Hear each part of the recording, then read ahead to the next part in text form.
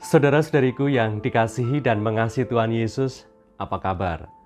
Semoga Anda semua tetap bersemangat dan bersuka cita oleh karena iman kita kepada Yesus Kristus Tuhan. Hari ini Minggu 12 Februari 2023, kita masuki hari Minggu biasa yang ke-6. Sabda Tuhan yang akan kita baca, renungkan hari ini dari Injil Suci menurut Matius bab 5 ayat 20 sampai 22a, dilanjutkan ayat 27 sampai 28, dilanjutkan ayat 33 sampai 34a dan ayat ke-37. Mari kita siapkan hati kita untuk mendengarkan sabdanya.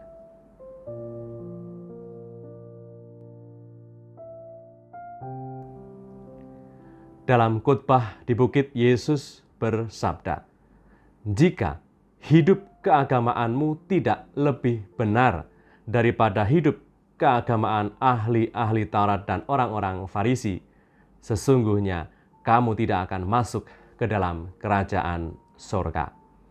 Kamu telah mendengar yang difirmankan kepada nenek moyang kita, jangan membunuh. Siapa yang membunuh harus dihukum. Tetapi aku berkata kepadamu, setiap orang yang marah terhadap saudaranya harus dihukum.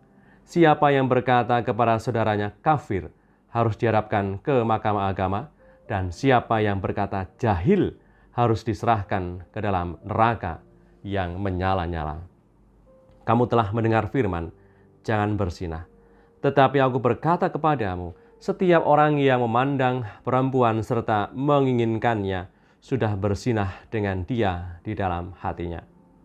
Kamu telah mendengar pula yang difirmankan kepada nenek moyang kita, jangan bersumpah palsu, melainkan peganglah sumpahmu di depan Tuhan. Tetapi aku berkata kepadamu, janganlah sekali-kali bersumpah baik demi langit, karena langit adalah tahta Allah. Jika ya, hendaklah kamu katakan ya. Jika tidak, hendaklah kamu katakan tidak. Apa yang lebih daripada itu berasal dari si jahat." Demikianlah sabda Tuhan. Terpujilah Kristus.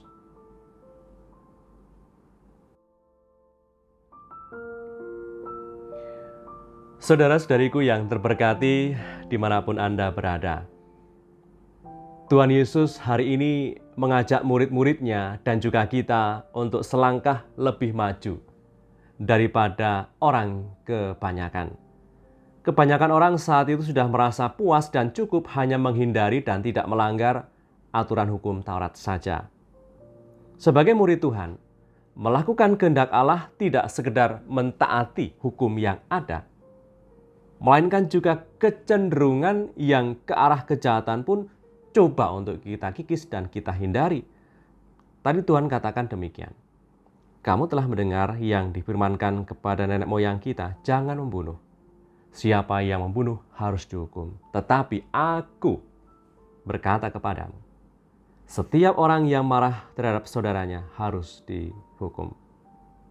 Sebab kemarahan bisa menjadi penyebab orang dengan tega membunuh sesamanya. Tuhan Yesus sebenarnya ingin mengajak kita semua untuk melampaui apa yang tertulis dalam perjanjian lama dalam hukum Taurat, terutama dalam 10 perintah Allah. 10 perintah Allah terkait pada tindakan yang harus dilakukan dan yang harus dihindari. Tuhan Yesus hari ini mengutip demikian, jangan membunuh. Lalu Tuhan Yesus melanjutkan pada ajakan untuk tidak hanya menghindari tindakan pembunuhan, tapi juga sikap dan perasaan yang menghantarkan orang pada tindakan membunuh orang lain.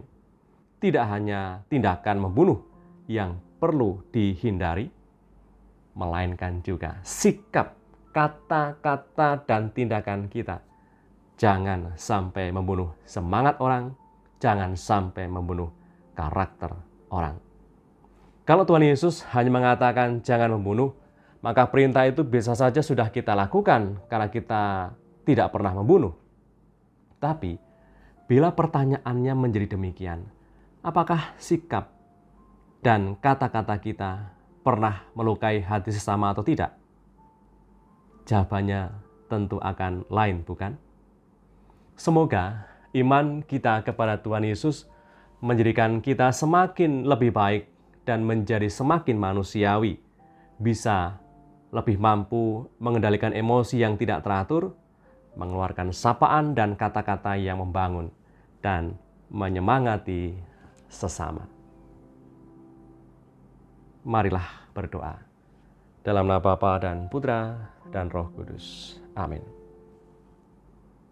Tuhan Yesus yang Maha Baik, Engkau hari ini mengajak kami selangkah lebih maju daripada biasanya. Hidup tidak hanya berdasarkan perintah, menjauhi dan menghindari larangan, dan melakukan yang Engkau perintahkan, melainkan juga menunjukkan ketulusan dan sikap kerendahan hati kami dalam melaksanakan kehendak-Mu.